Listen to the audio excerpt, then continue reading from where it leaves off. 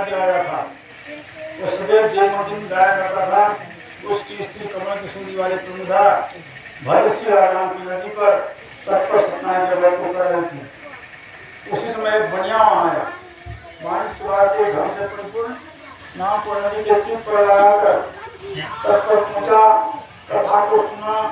तत्परता बनिया ने कहा कि हे राजन, आप ये किसका पूजन करते हैं? वह जवाब वह महाजन, वह बनिया संतानहीन था। बांध का कोई संतान नहीं थी। पूजन के बाद उस राजा ने कहा कि ये महाजन, यह शत्रु की संतान का व्रत है, जिसको करने से धन्ना प्राप्त हुए हैं। तू भी व्रत कर, तेरे पेट में संतान का अवश्य होगा। और यह प्रसाद उसको दिया। उसने प्रसाद ग्रहण किया और उसकी स्त्री का नाम था लीलावती।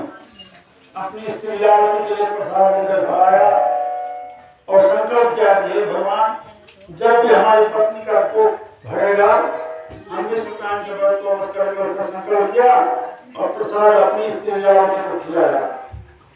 भगवान की कृपा से कुछ दिनों में उसकी स्त्री लीलावती गर्भवती हो गई।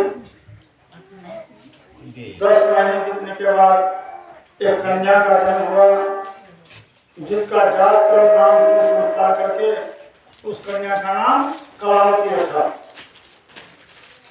कलावती पिता के घर में रोज बढ़ने लगी, पूर्णिमा के चंद्रमा के समान।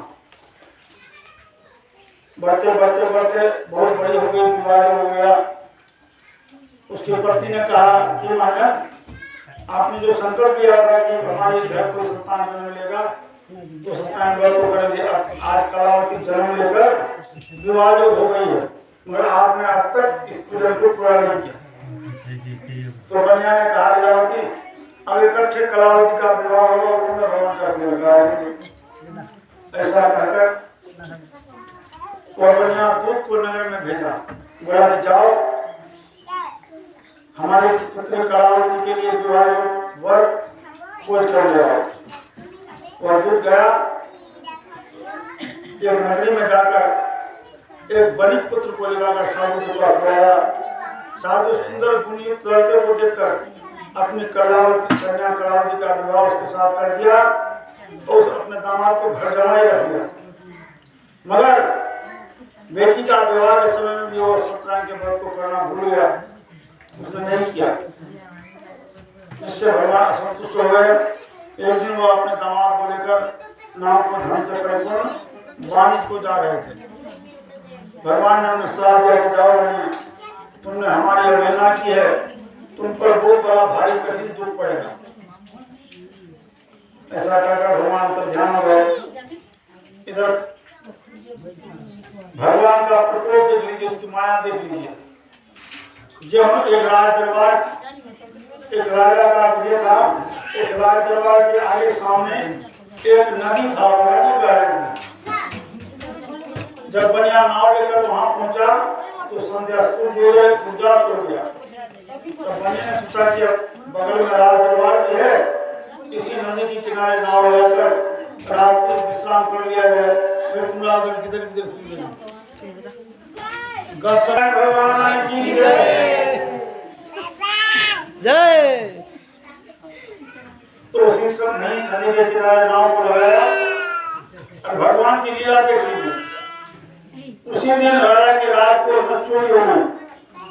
2 चोर राजा के कोषागार से धन को चुरा कर भाग रहा था और पीछे पीछे राजा के सिपाही उन चोरों को पकड़ने के लिए भाग रहा था। भागते भागते चोर ने देखा कि बचना बड़ा कठिन है। राजा का सिपाही पीछे पड़ गया। उधर नदी के किनारे पहुंचा तो देखा कि नाव लगा हुआ और 2 आदमी ससुर दामाद विश्राम कर रहे हैं। चुराए हुए धन को चोर ने उसी नाव में फेंक दिया। उसी नाव में फेंका, पीछे पाछे भगवान का प्रकोप देख लीजिए। और पीछे पीछे आते हुए राजा के सिपाहियों ने देखा कि अरे आज उसका चुराया धन तो इस नाव में पड़ा है।